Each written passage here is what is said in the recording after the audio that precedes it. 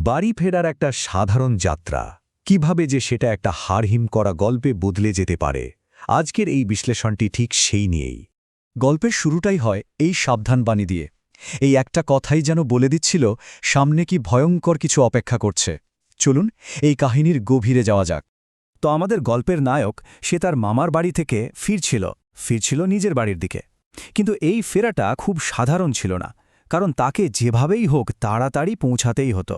দেখুন, একদিকে এমন একটা চাকরি যেখানে একদিন ছুটি নেওয়া মানেই মাইনে কাটা, তার ওপর কোম্পানির অবস্থা ভালো না, মানে চাকরি যাওয়ার ভয়ও আছে, আর সবচেয়ে বড় কথা সামনেই বিয়ে।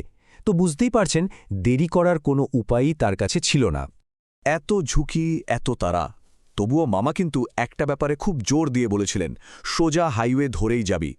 বারবার মানা করেছিলেন ওই উদয়পুরের ভেতরের শর্টকাট রাস্তাটা ধরতে। কিন্তু কেন? কি এমন রহস্য ছিল জায়গাটা নিয়ে? মামা শুধু বলেছিলেন জায়গাটা ভালো না। সবকিছু ঠিকঠাকই তো চলছিল, কিন্তু হঠাৎই আবহাওয়াটা একদম বদলে যেতে শুরু করল। আর এই বদলটাই তাকে এমন একটা সিদ্ধান্তের সামনে এনে দাঁড় করালো যা হয়তো তার জীবনটাকেই বদলে দেবে। সকাল থেকে আকাশটা মেঘলা ছিল ঠিকই, কিন্তু এবার যেন কালো মেঘের চাদরে পুরো আকাশটা ঢেকে গেল। বিদ্যুৎ চমকালো, সাথে সেই গুরুম গুরুম আওয়াজ আর ঠান্ডা বাতাস। বোঝাই যাচ্ছিল বড়সড় একটা ঝড় বৃষ্টি আসছে। এখন উপায় কি? একদিকে লম্বা কিন্তু চেনা নিরাপদ হাইওয়ে, আর অন্যদিকে মামার বারণ করা সেই নিষিদ্ধ শর্টকাট, যেটা দিয়ে গেলে বেশ কিছুটা সময় বাঁচবে। ঝড়ের মুখে দাঁড়িয়ে এই সিদ্ধান্ত নেওয়াটা যে কতটা কঠিন তা নিশ্চয়ই বোঝা যাচ্ছে। আর শেষ পর্যন্ত সে সেই ভুলটাই করল। সে শর্টকাট রাস্তায় বেছে নিল। হয়তো ভেবেছিল গ্রামের ভেতর দিয়ে গেলে অন্তত ঝড় বৃষ্টি থেকে বাঁচার জন্য একটা আশ্রয় তো পাওয়া যাবে। তার ভয়টাই সত্যি হল। নামল মুষলধারে বৃষ্টি। বাইকের গতি বাড়িয়ে সে এগোতে লাগল, আর ঠিক তখনই রাস্তার ধারে একটা বাড়ি চোখে পড়ল। বাড়িটার যা অবস্থা দেখেই বোঝা যাচ্ছিল এখানে কেউ থাকে না, একদম জনমানবহীন। দরজায় হালকা ধাক্কা দিতেই ক্যাচ করে একটা শব্দ হলো, আর দরজাটা খুলে গেল। ভেতরে পা রাখতেই একটা ভ্যাপসা পচা গন্ধ নাকে এলো। চারদিকে শুধু ঝুলকালি আর মাকড়সার জাল। ফোনের চার্জও প্রায় শেষের দিকে, মাত্র ৫%, মানে ফ্ল্যাশলাইট জ্বালানোরও উপায় নেই। এই ঘুটঘুটে অন্ধকারের মধ্যেই সে হাতড়ে হাতড়ে ঘরের মাঝখানে একটা খাট খুঁজে পেল, আর সেখানেই বসে অপেক্ষা করতে লাগল কখন বৃষ্টিটা থামবে। যখন সে ভাবছে যে সে এই ভাঙা বাড়িতে একা, ঠিক তখনই পরিবেশটা কেমন যেন আরও ভারী, আরও রহস্যময় হয়ে উঠল। তার মনে হতে লাগল এই ঘরে সে একা নয়।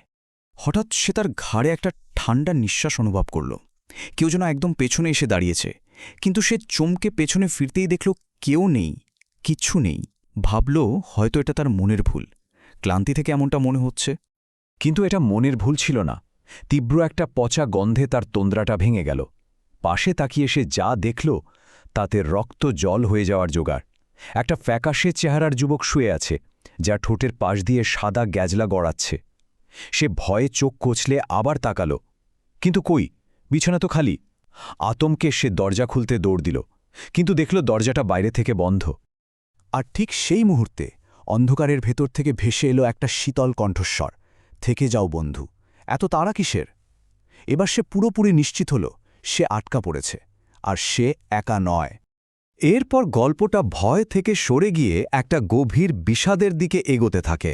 খাটের পাশে দাঁড়িয়ে থাকা সেই ছায়ামূর্তি, যার চোখ দুটো আগুনের গোলার মতো জ্বলছিল, সে তার নিজের জীবনের এক করুণ কাহিনী শোনাতে শুরু করে। ছায়ামূর্তিটা জানায় সে এই বাড়িতেই থাকত, তার স্ত্রী পাপিয়ার সাথে। স্বপ্ন দেখত একদিন অনেক বড় অ্যানিমেটর হবে, কিন্তু সেই স্বপ্ন ভালোবাসা আর বিশ্বাসঘাতকতার অন্ধকারে হারিয়ে গিয়েছিল। ভালোবাসার জন্য, পাপিয়ার জন্য সে নিজের স্বপ্নকে বিসর্জন দিয়েছিল। অ্যানিমেটর হওয়ার স্বপ্ন ছেড়ে দিনমজুরের কাজ নিয়েছিল, কিন্তু তাতেও পাপিয়াকে খুশি করতে পারেনি। পাপিয়ার চাহিদা দিন দিন বাড়তেই থাকল, আর তাদের সম্পর্কেও দূরত্ব বাড়তে থাকল।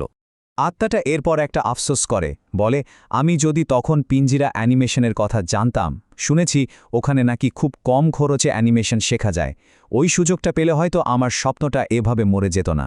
তবে তার দুঃখটা শুধু স্বপ্ন ভাঙার ছিল না, সবচেয়ে বড় কষ্টটা ছিল বিশ্বাসঘাতকতার।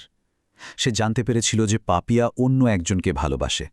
সে ঠিক করেছিল পাপিয়াকে মুক্তি দিয়ে দেবে, কারণ তার কাছে ভালোবাসা মানে বেঁধে রাখা নয়, মুক্তি দেওয়া। কিন্তু সে পাপিয়াকে তার সিদ্ধান্তের কথা বলার সুযোগটাই পায়নি। সেই রাতেই পাপিয়া তাকে খাবারে বিষ মিশিয়ে দেয় আর নিজের প্রেমিকের সাথে পালিয়ে যায়। এই ঘরের মধ্যে সে একা যন্ত্রণায় ছটপট করতে করতে মারা যায়। বুকের ভেতর জমে থাকা না বলা কথাগুলোই হয়তো তার আত্মাকে এখানে আটকে রেখেছিল। এতক্ষণ ধরে নিজের সব কষ্ট, সব যন্ত্রণা উগরে দেওয়ার পর আত্মাটার মধ্যে একটা অদ্ভুত শান্তি নেমে আসে। তার ভেতরের ভারটা যেন হালকা হয়ে যায়। আত্মাটি বলে, তোমাকে সবটা বলে আমার খুব হালকা লাগছে, মনে হচ্ছে আমার মুক্তির সময় এসে গেছে। এই কথাগুলো বলার সাথে সাথেই সে চোখের সামনে হাওয়ায় মিলিয়ে গেল, আর আশ্চর্যভাবে বাইরের ঝড়টাও থেমে গেল। এই ঘটনাটা একটা প্রশ্ন রেখে যায়, তাই না? কত না বলা গল্প, কত চাপা কষ্ট এভাবেই হয়তো রাতের অন্ধকারে হারিয়ে যায়।